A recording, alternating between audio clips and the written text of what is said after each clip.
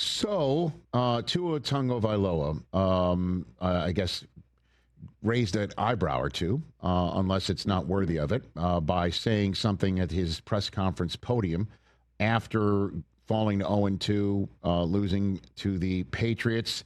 And there were a couple moments where Tyreek Hill got 100 yards receiving in the game. Tua airmailed him. And that was brought up to Tua and Tyreek's reaction in the game. And this is what he had to say. Having some talks with Reek and whatnot, that if I do, just don't think that I'm going to throw it 80 yards. Like, as you're running, just do your best to track it because you could potentially stop. That's what ended up happening on that play for Reek. And then with him and Waddle with those deeper outbreaking routes, just trying to help them get open while maneuvering, the corner in the flat. What'd you make of these comments, Kurt?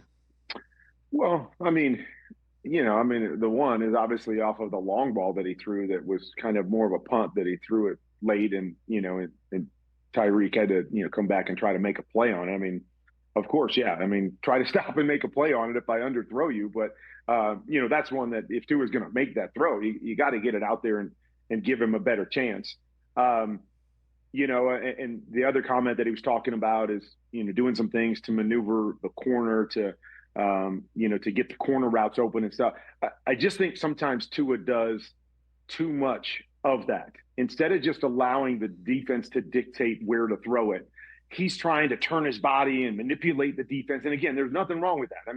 A lot of good quarterbacks manipulate manipulate the defense, to try to make a throw. But sometimes you can do it too much. And sometimes you just have to come back and play. And you've got a corner and a flat, just read the corner. If he drops deep, just throw the flat.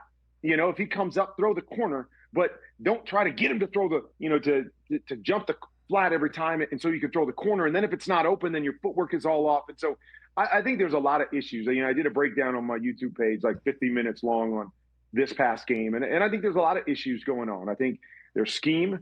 There's some of it that's Tua and his footwork and his timing and some of the stuff that we're talking about here. There were details, I believe, on the outside by receivers or how they're teaching it that cost them. I just think there's a whole bunch of issues with this football team right now. It's not just one area.